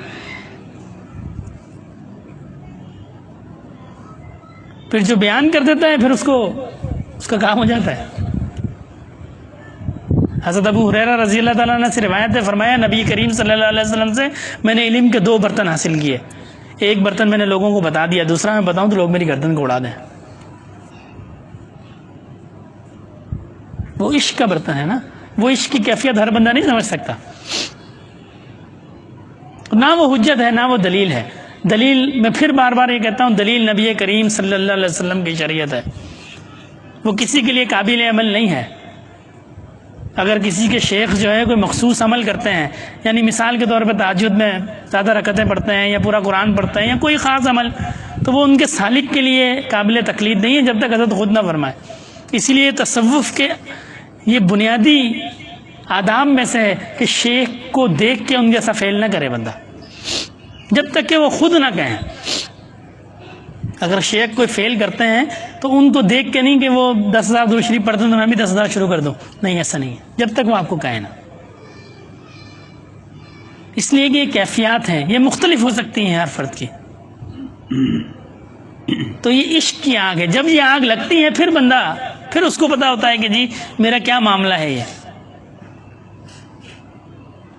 ویسے تو ہر بندہ کہتا ہے جی میں اس میں اور مجھ میں کیا فرق ہے، یہ بھی کماتا ہے میں بھی کماتا ہوں، اس کے بھی بیوی بچے ہیں میرے بھی بچے ہیں، یہ بھی ملازمت پہ جاتا ہے میں بھی ملازمت پہ جاتا ہوں. تو ان کیفیات کو حاصل کرنے کے لیے یہ صحبت ضروری ہے اور دوسرا اللہ کا ذکر ضروری ہے. جب اللہ سے تعلق بن جائے گا پھر مزے ہی مزے ہیں. پھر انسان کے نزدیک کوئی اہمیت نہیں ہے کسی چیز کی. ابراہیم بن ادم نے پوری بادشاہی چھوڑ دی نا. کسی نے اس کو کہا کہ یار کیسا عجیب آدمی ہو، لوگ تو بادشاہی کے لیے جنگیں کرتے ہیں، آپ نے بادشاہی چھوڑ دی. تو آپ دریا کے کنارے تھے، آپ نے سوئی ڈالی اور اس سے کہنے لگے جی میری سوئی ذرا منگا دو. اس نے دل میں کہا یہ پہلے بادشاہی چھوڑی، اب یہ بالکل کام سے گئے. تو حضرت نے مچھلیوں کو حکم دیا، مچھلیاں سوئیاں لے کے کوئی سونے کی کوئی کسی کو. تو یہ وہ بادشاہی ہے. ہارون رشید کے ایک بچے کے بارے میں آتا ہے نا، بڑا مشہور واقعہ اس کا. چھوڑ گیا گھر، تو بادشاہ نے بلایا باپ نے، تو آ گیا دربار میں. اس کو کہنے لگا تم نے جو ہے وہ تخت و تاج چھوڑ کے تم جنگلوں میں چلے گئے، اتنی میری بادشاہت ہے، میری تو 1/3 دنیا پہ میری حکومت ہے، تم نے ساری حکومت چھوڑ دی. اس نے کہا یہ سامنے پرندہ ہے، آپ اس کو بلا سکتے ہیں؟ پرندے کو کون بلا سکتا ہے؟ اس نے پرندے کو اشارہ کیا اور کندھے پہ آ گیا. وہ بادشاہت اچھی ہے، یہ بادشاہت اچھی ہے. تو جب بندہ اللہ کا بندہ بن جاتا ہے پھر ساری مخلوق اس کے تابع ہو جاتی ہے. ساری مخلوق اللہ اس کے تابع کر دیتا ہے. آج ہم کرونا کرونا کرونا کرونا، تو مرنا صرف کرونا سے تھوڑی ہے، اللہ نے اس کے علاوہ بھی، جب کرونا نہیں تھا جب کسی کو موت نہیں آتی تھی. کرونا تو وجہ ہے، بیماری تو وجہ ہے، موت تو اپنے وقت پہ آنی ہے. بیماری وجہ ہے، وہ کرونا ہو، وہ ہارٹ اٹیک ہو، وہ کچھ بھی نہ ہو. ایسے لوگ ہیں جن کو کچھ بھی نہیں ہوتا، بالکل صحیح ہوتے ہیں، کچھ بھی نہیں ہوتا. موت کا وقت تو انسان کوئی نہیں ٹال سکتا. حضرت سعید احمد صاحب سے میری بات ہو رہی تھی اس دن، انہوں نے بڑی اچھی بات فرمائی. فرمانے لگے کہ یہ اتنا ہم کہہ رہے ہیں جی کرونا ہے فلانا ہے بیماری، کسی ایک شخص کا بھی معمول تبدیل ہوا؟ کبھی غور کیا آپ نے معاشرے کے اندر کوئی ایک شخص بھی توبہ کسی نے کی؟ کسی ایک شخص کا بھی رجوع اللہ ہوا؟ جی ہم ہاتھ نہیں ملائے، ہم گھروں میں بند ہو گئے، ہماری ملازمتیں ختم ہو گئیں، لیکن کسی ایک شخص نے کوئی تبدیلی دیکھی؟ حالانکہ یہ تو وہ وقت تھا کہ انسان جب ظاہر میں دیکھتا ہے نا کہ جی مجھ پہ اب یہ مسئلہ آ رہا ہے، فوراً اللہ کی طرف رجوع کرتا. کسی میں کوئی تبدیلی نہیں ہے. میرا تو یہ مشاہدہ ہو سکتا ہے، آپ لوگوں کا مختلف ہو. میرا ہر فرد جیسے جو بےایمانی کر رہا تھا وہ اب بھی کر رہا ہے، جو زنا کر رہا تھا وہ اب بھی کر رہا ہے، جو چوری کر رہا تھا وہ اب بھی کر رہا ہے، جو جھوٹ بول رہا تھا وہ اب بھی بول رہا ہے، جو حرام کھا رہا تھا وہ اب بھی کھا رہا ہے. ہاتھ ملانا چھوڑنے سے، مارکیٹوں میں جانے سے، مسجد میں جانے سے چھوڑنے سے یہ وبا ختم نہیں ہوگی. گناہ چھوڑنے سے یہ وبا ختم ہوگی. یہ گارنٹی ہے. یہ تو نبی کریم صلی اللہ علیہ وسلم کی برکت ہے. ہلکا عذاب ہے نا. حضرت یونس علیہ السلام کی قوم پہ تو ایسا عذاب آ گیا کہ انہوں نے دیکھا کہ پورا آسمان جو ہے وہ لال سرخ ہو گیا، یعنی آندھی، لال آندھی، جس کو بڑا خوفناک سمجھا جاتا ہے. ایسا عذاب قوم نے دیکھ لیا کہ بھائی یونس علیہ السلام بد دعا کر کے چلے گئے اور پوری آندھی، پورا جو ہے وہ آسمان سرخ ہو گیا ہے بالکل. اب ہم بالکل پھنس گئے، اور اتنا سخت عذاب کہ نبی موجود ہیں، وہ بد دعا کر کے چلے گئے ہیں. اب انہوں نے استغفار کی، اللہ نے ان کو معاف کر دی. اس سے زیادہ سخت عذاب تو ہمارے پاس نہیں آیا نا ابھی. نہ ہمارے لیے کسی نبی نے بد دعا کی، ان کی قوم کے نبی ان پہ بد دعا کر گئے، عذاب ظاہر ہو گیا. ایک تو ہوتا ہے عذاب ظاہر نہ ہوا، معافی مانگ لی، عذاب ظاہر ہو گیا، سر پہ آ گیا. اس قوم نے اللہ کو یاد کیا، استغفار کی، اللہ نے ان کو معاف کر دیا. تو آج یہ جو اللہ نے ہم پہ عذاب بھیجا ہے یہ معاف نہیں ہوگا. یونس علیہ السلام کی قوم کو اللہ معاف کر سکتے ہیں، نبی کریم صلی اللہ علیہ وسلم کی امت کو اللہ معاف نہیں کر سکتے. ایسے رحمت والے نبی ہیں، سب سے افضل نبی ہیں، تو اللہ ان کی امت کو معاف نہیں کر سکتے؟ ہم دوڑے دوڑے مسجد کیوں نہیں گئے؟ ہم نے سب نے سجدے میں سر کیوں نہیں رکھا کہ اللہ پاک آپ ہمیں محفوظ رکھیں، ہماری اولاد کو محفوظ رکھیں، ہمارے گھر والوں کو، اس پوری امت کو محفوظ رکھیں. یہ ہمارے گناہ ہیں نا جن کی وجہ سے اللہ نے اس عذاب کو بھیجا ہے. ہم کافروں پر ڈال دیتے ہیں. کافروں کو تو جس کے بعد ایمان نہیں ہے اس کے بعد باقی کیا چیز ہے؟ اس کے تو پھر گناہ ہی گناہ ہے. جس کو ایمان، جو اللہ کو نہیں مانتا اس کے تو پھر گناہ ہی گناہ ہے. اصل مسئلہ تو ہمارا ہے کہ ہم اللہ کو مانتے ہیں پھر بھی اللہ کی نہیں مانتے. تو ہمیں تو یہ چاہیے تھا کہ جب ہم یہ سنیں فوراً جو ہے وہ مسجدوں کی طرف دوڑ لگا دیتے. ہماری مسجدیں بھری ہوتی، ہمارا ہر بندہ قرآن پڑھتا ہوا ملتا، ہر بندہ استغفار کرتا ہوا ملتا. کیسے اللہ پاک اس کو نہیں اٹھاتے؟ قرآن پاک کی ایک آیت کا مفہوم ہے اللہ اس قوم کو عذاب نہیں دیتا جو اللہ سے استغفار کرتی ہے. کبھی بھی اللہ پاک اس قوم کو عذاب نہیں دیتے. جو اللہ سے معافی مانگے اور اللہ اس کو عذاب دیں، یہ قرآن اللہ کا کہتا ہے ایسا نہیں ہو سکتا کہ قوم اللہ سے معافی مانگتی ہے اور اللہ اس کو عذاب دیتے. تو ہمارے مانگنے میں کمی ہے نا، ہمارے مانگنے میں کمی ہے. ہم سجدے میں سر رکھ دیں کہ اللہ پاک آپ اس عذاب کو امت سے اٹھا لیں. ہمارا سر بعد میں اٹھے گا، یہ مصیبت تکلیف پہلے ختم ہو جائے گی. اور یہ ہمارے گناہوں کی نحوست ہے کہ جو اللہ کے نیک لوگ، اللہ کے ولی جو اس زمانے میں حیات ہے، اللہ پھر ان کی بھی نہیں سنتے. جب امت کے گناہ ایسے ہو جائیں پھر نیک لوگوں کی دعائیں قبول نہیں ہوتی امت کے حق میں. ہمارے یہاں ٹنڈو آدم میں ایک صاحب ہیں، پولیس میں تھے، پتہ نہیں حیات ہے کہ نہیں ہے، میں ذاتی طور پر ان کو نہیں جانتا. حضرت صاحب یہ واقعہ بیان فرمایا کرتے تھے، فرماتے تھے نیک آدمی تھے بہت، پولیس میں اور نیک. عمرے پہ گئے، وہاں سب کی امت کے لیے، پورے سب کے لیے دعا کی، دوستوں کے لیے بھی دعا کی، آواز ہے دوستوں کے لیے دعا نہیں کرو، صرف اپنے لیے دعا کرو، بس دوستوں کے لیے دعا نہیں کرو۔ یہ ہمارے گناہ ہے جو ان نیک لوگوں کی دعاؤں میں سے ہمارا حصہ نکال دیتا ہے۔ ایک دم میری ایک ساتھی سے بات ہو رہی تھی نا، تو میں نے ان سے یہی عرض کی کہ جی ہمیں بہت زیادہ وظائف وغیرہ کرنے کی ضرورت نہیں ہے، ہمیں تو صرف گناہوں کو بند کرنا ہے۔ ہم اپنے گناہوں کو روک دیں گے، جو اللہ کے نیک بندے ساری ساری رات عبادت کرتے ہیں، آج بھی ہیں، ساری ساری رات امت کے لیے دعائیں کرتے ہیں، اللہ اس دعاؤں میں سے ہمارا حصے کو جاری فرما دیں گے۔ ایک حدیث شریف کا مفہوم ہے کہ میری امت کا بندہ قبر کے اندر جائے گا اور وہ گناہ گار ہوگا، لیکن جب قبر سے نکلے گا تو اس کے گناہ معاف ہو چکے ہوں گے، اس لیے کہ جو امت کی دعائیں ہیں وہ اس کے گناہوں کو معاف کر دے گی۔ نیک لوگ دعا کرتے ہیں، یا اللہ پاک جتنے مردے اس دنیا سے چلے گئے آپ ان کو معاف فرما دیں، جو ایمان کی حالت میں چلے گئے، اللہ پاک ان کی دعاؤں کو صدقے معاف فرما دیتے ہیں۔ صرف ہمیں یہ کرنا ہے کہ ہم اپنے آپ کو گناہوں سے روک لیں، تاکہ ان کی جو نیک دعائیں ہیں ان میں ہمارا حصہ ہم تک پہنچ جائے۔ یہ ہمارے گناہ ہیں، اللہ پاک جب بندہ گناہ کرتا ہے، اللہ پاک ان دعاؤں میں سے ہمارا حصے کو، اس حصے کو روک دیتے ہیں، پھر نیک لوگوں کی دعائیں بھی ہم تک نہیں پہنچتی۔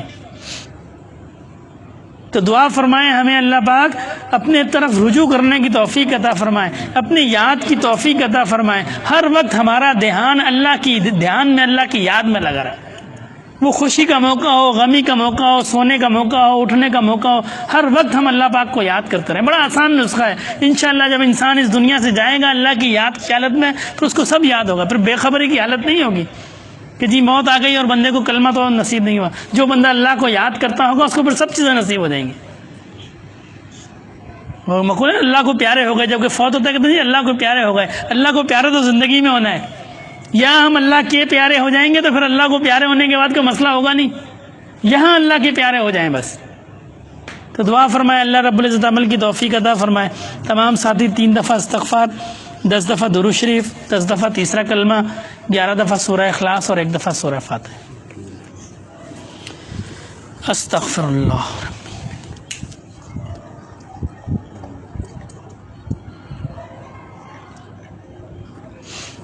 صلی اللہ علیہ طه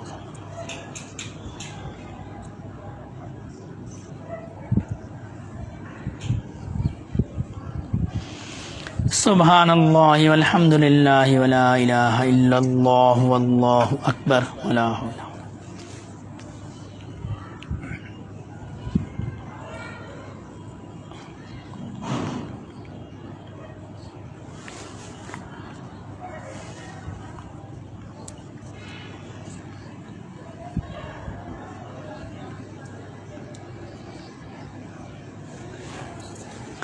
قل هو اللہ احد اللہ الصمد۔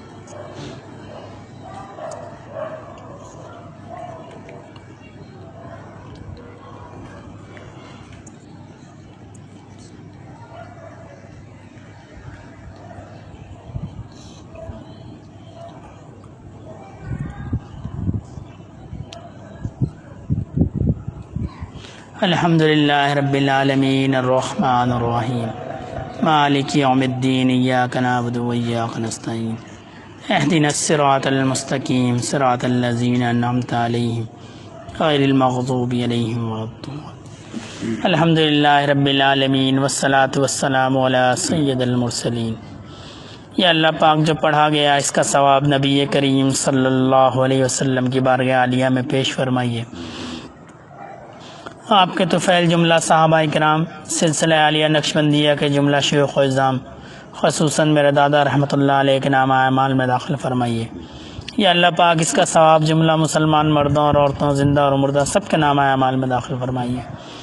اللہم صلی علی سیدنا مولانا محمد صلاۃ تنجینا بہا من جمیع الاحوال والآفات وتقضی لنا بہا جمیع الحاجات وتطہرنا بہا من جمیع السیئات وترفعنا بها عندك اعلى الدرجات وتبلغنا بها اقصى الغايات من جميع الخيرات في الحياة وبعد الممات انك على كل شيء قدير۔ سبحان ربك رب العزة عما يصفون وسلام على المرسلين والحمد لله رب العالمين آمين۔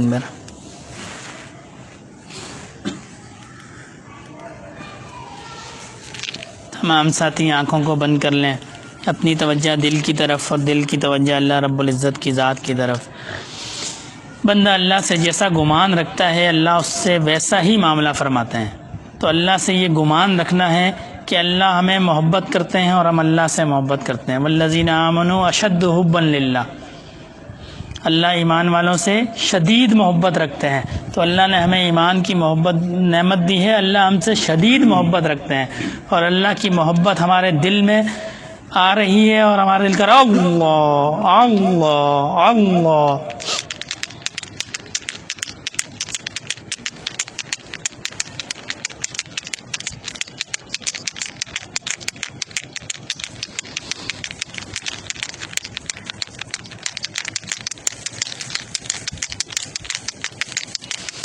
انما المؤمنون الذين اذا ذكر الله وجلت قلوبهم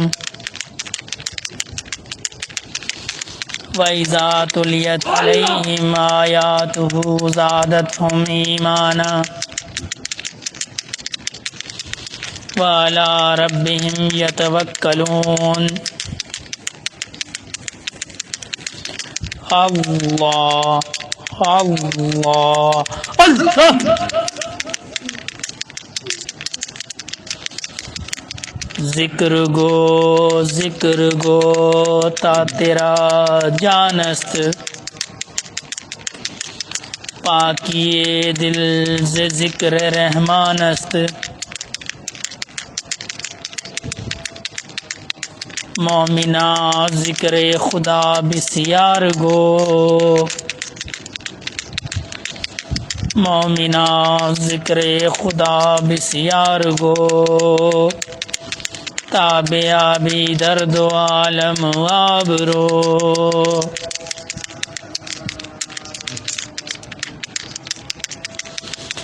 ذکر حق آمد غذائے روح را، ذکر حق مرہم دل مجروح را۔ اللہ۔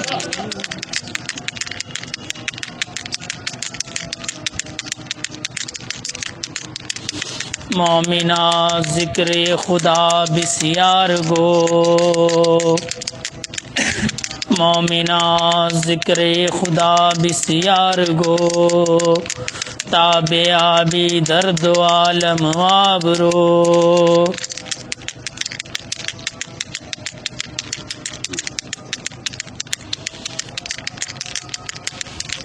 نہ دنیا سے نہ دولت سے نہ گھر آباد کرنے سے، نہ دنیا سے نہ دولت سے نہ گھر آباد کرنے سے، سکون دل کو ہوتا ہے اللہ کو یاد کرنے سے۔ اللہ۔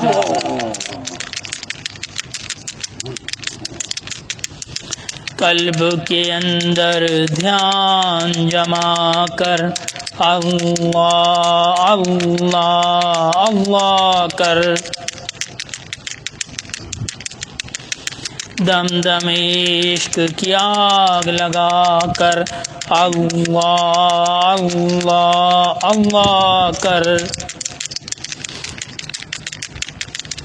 وفی انفسکم صورت نورانی وہوا معکم رمز قرآنی، اینما کنتم خاص نشانی، نحنو اقرب راز کو پا کر اللہ اللہ اللہ کر۔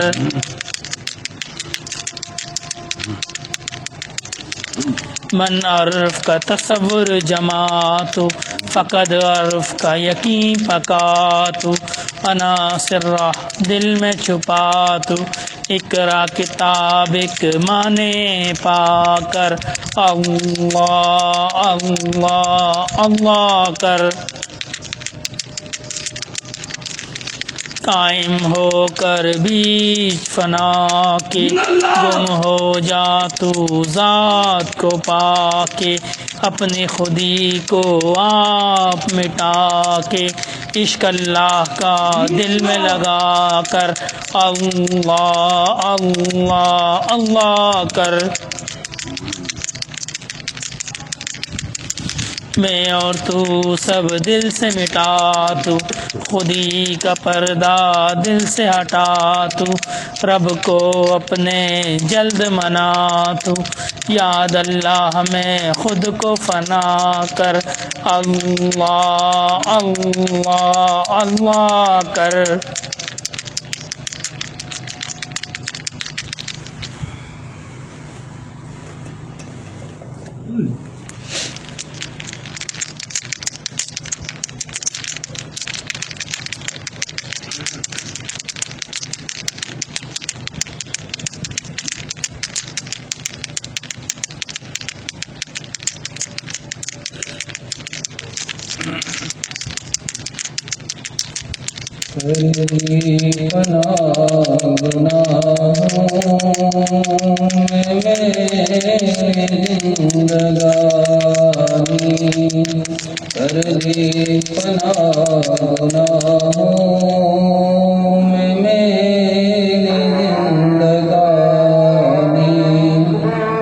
مجھ پر میرے خدایا کر دو یہ مہربانی، کر دی فنا گناہوں میں میری زندگانی۔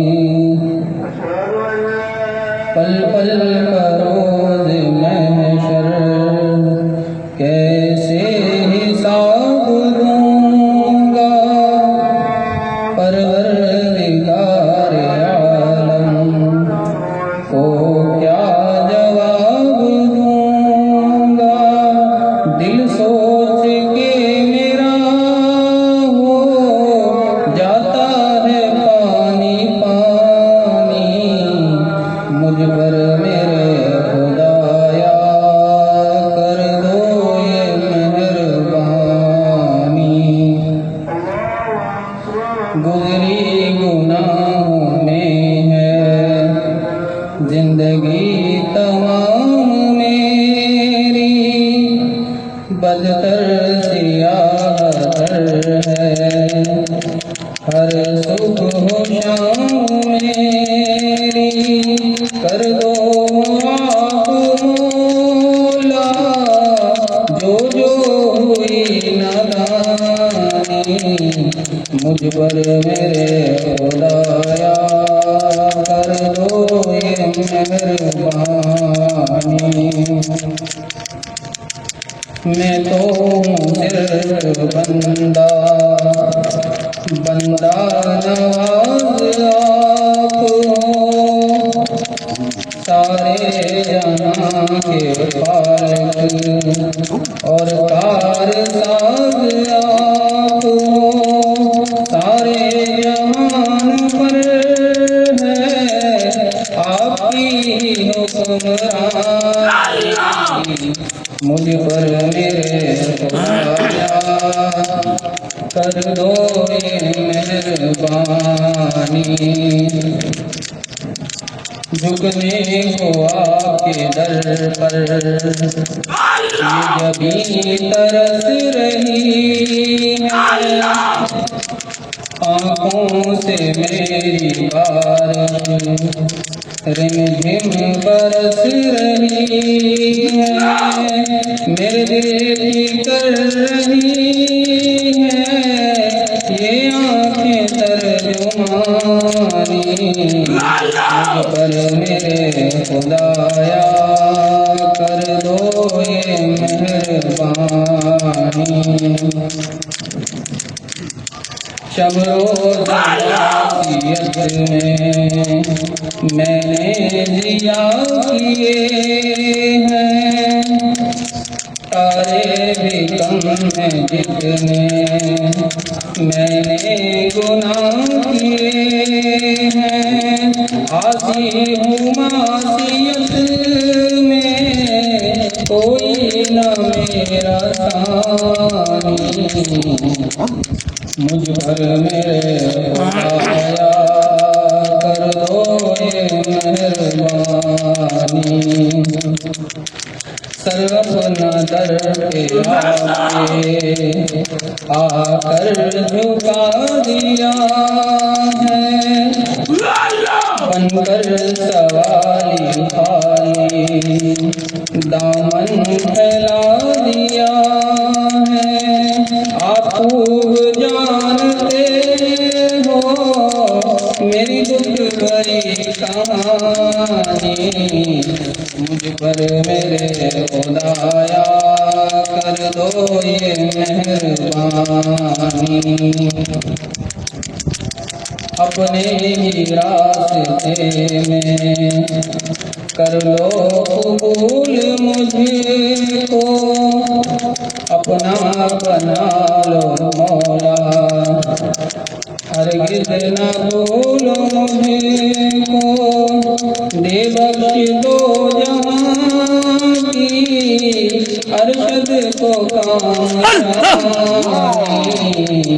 مجھ پر میرے خدایا کر دو یہ مہربانی۔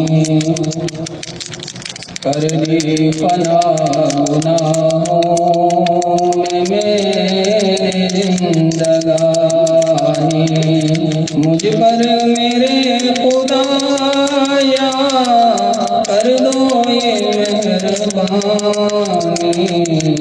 کر دی فنا گناہوں میں میری زندگانی۔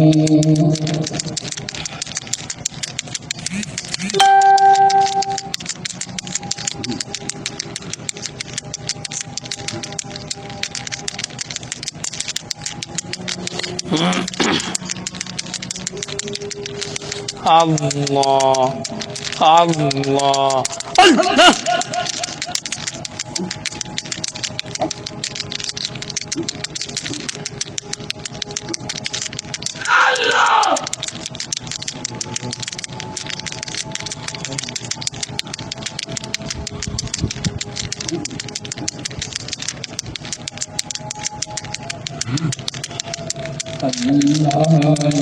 اللہ کرو دم بدم دوستوں، اللہ کرو دم بدم دوستوں، ان کے لاکھوں ہیں ہم پہ کرم دوستوں،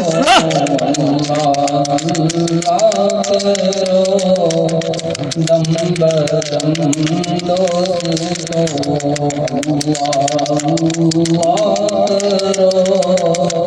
دم بدم دوستوں،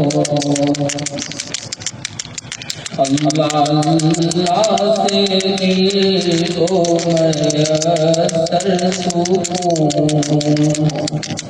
اللہ سے دل کو میسر سکون، اللہ مٹاتا ہے غم دوستوں، اللہ کرو دم بدم دوستوں، اللہ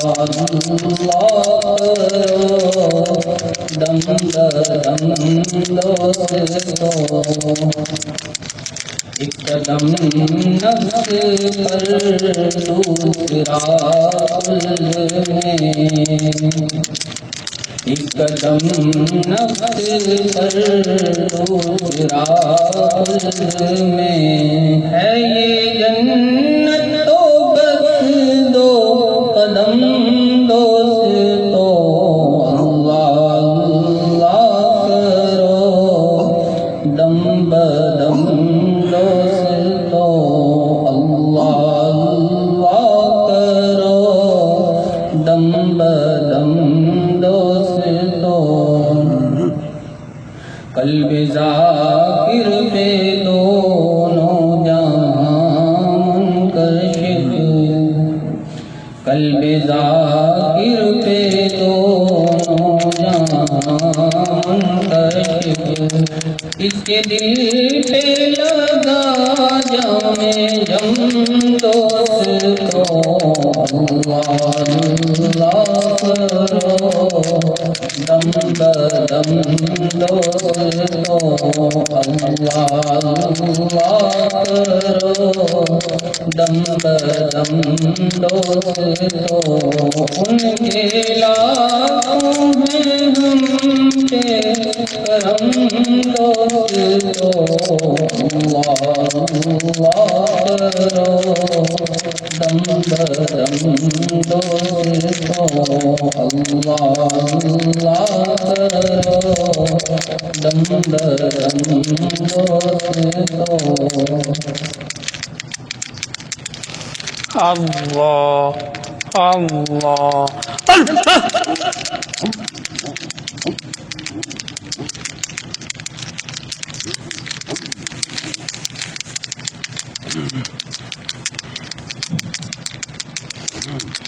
زندگی اب نہ سمجھے کوئی،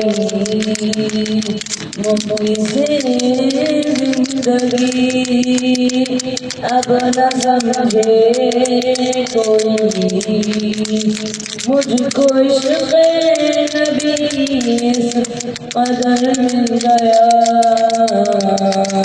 جگمگائے نہ کیوں میرا سے دروں، جگمگائے نہ کیوں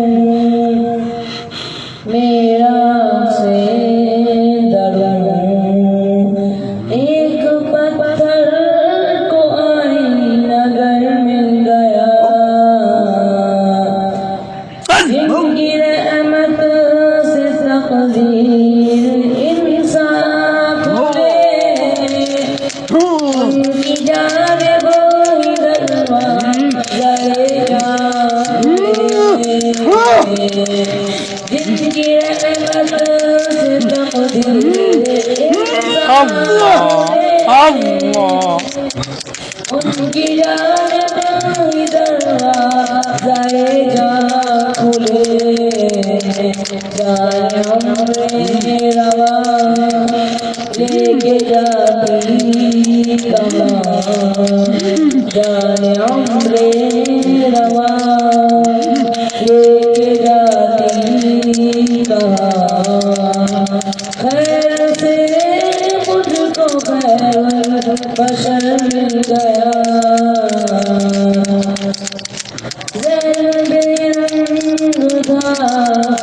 ساز بے روح تھی، روح پر معصیت کی کری روح تھی، ذہن میں رنگ تھا ساز بے روح تھی، روح پر معصیت کی کری روح تھی،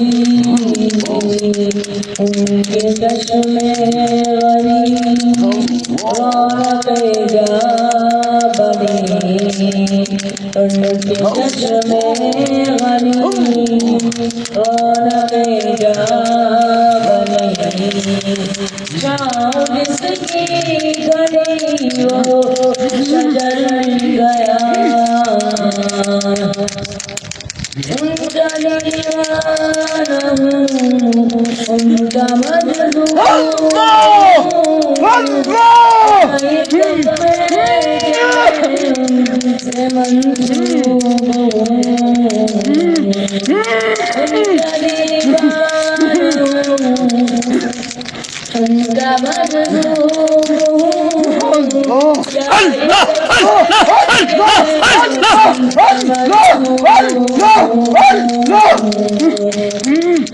جب جھکائی نظر جھک گیا میرا سر، جب جھکائی نظر جھک گیا میرا سر، قبلۂ آزوں کو قدر مل گیا جب سے مجھ پر ہوا مصطفیٰ کا کرم بن گیا دل مبارک چراغ حرم جب سے مجھ پر ہوا مصطفیٰ کا کرم بن گیا دل مبارک چراغ زندگی مل رہی تھی بھٹکتی ہوئی زندگی مل رہی تھی بھٹکتی ہوئی میری خانہ بدوشی کو گھر مل گیا مخلص زندگی اب نہ سمجھے کوئی مخلص زندگی اب نہ سمجھے کوئی مجھ کو عشق نبی قدر مل گیا جگمگائے نہ کیوں میرا سے دروں ایک پتھر کو آئین اگر مل گیا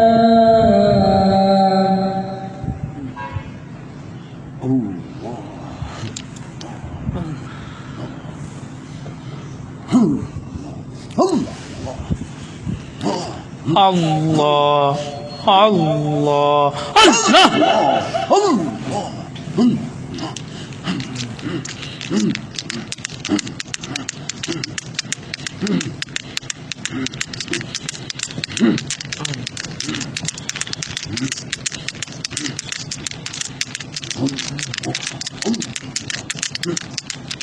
دیار طیبہ کی جانے والے علمگدوں کا بیان لے جا فراق میں جو نکل رہے ہیں ان آنسوؤں کا سلام لے جا فراق میں جو نکل رہے ہیں ان آنسوؤں کا سلام لے جا دیار طیبہ کی جانے والے علمگدوں کا بیان لے جا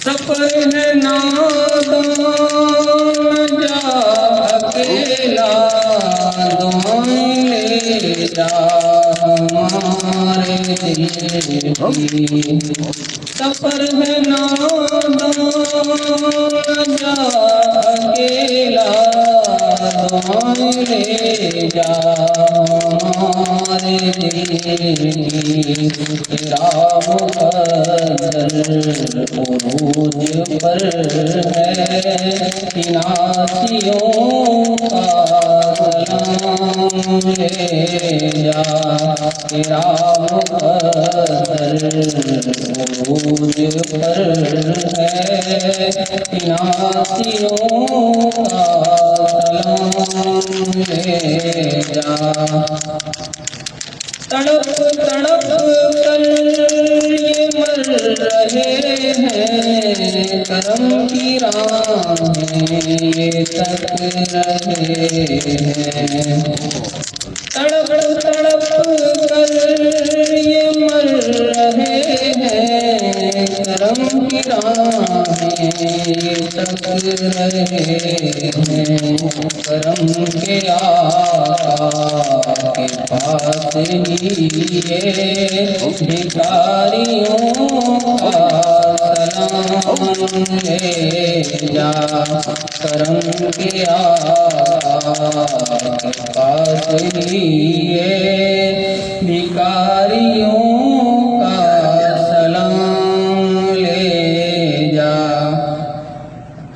شبیں گزرتی ہیں تار گن کے آہوزاری میں دن ہیں کٹتے شبیں گزرتی ہیں تار گن کے آہوزاری میں دن ہیں کٹتے غموں کے آقا کے پاس ہی بے قصوں کا سلام لے جا فراق میں جو نکل رہے ہیں ان آنسوؤں کا سلام لے جا دیار تیرا کے جانے والے علمزدوں کا پیام لے جا فراق میں جو نکل رہے ہیں ان آنسوؤں کا سلام لے جا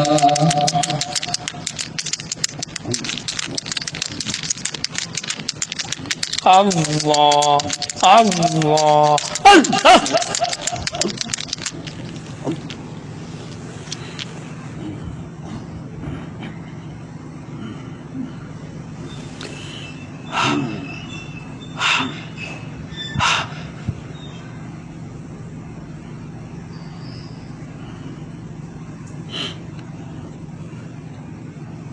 اللہ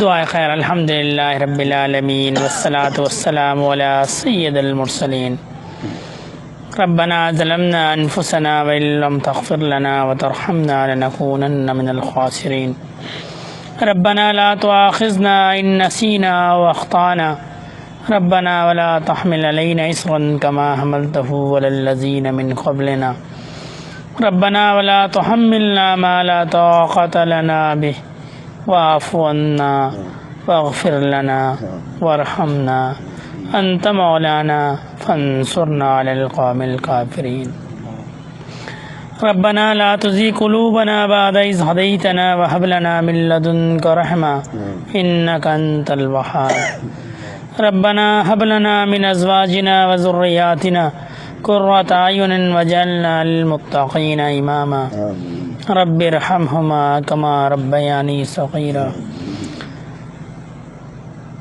اللهم حاسبني حسابا يسيرا اللهم حاسبني حسابا يسيرا اللهم حاسبني حسابا يسيرا ربنا آتنا في الدنيا حسنة وفي الآخرة حسنة وقنا عذاب النار اللهم إنا على ذكرك وشكرك وحسن عبادتك اللهم إنك عفو تحب العفو فاعف عنا اللهم اغفر لنا قبل الموت وارحمنا عند الموت ولا تعذبنا بعد الموت ولا تحاسبنا يوم القيامة إنك على كل شيء قدير یا اللہ پاک ہمارے گناہوں کو معاف فرمائیے، ہماری نیکیوں کو قبول فرمائیے۔ یا اللہ پاک جو بیمار ہیں ان کو تندرستی عطا فرمائیے۔ یا اللہ پاک جو تنگدست ہیں اپنے غیب کے خزانوں سے ان کی تنگدستی کو دور فرمائیے۔ یا اللہ پاک جو اولاد کی نعمت سے محروم ہیں ان کو اولاد کی نعمت عطا فرمائیے۔ جو اولاد نرینہ سے محروم ہیں ان کو وارث عطا فرمائیے۔ یا اللہ پاک رحم فرمائیے، رحمت والے فیصلے فرمائیے۔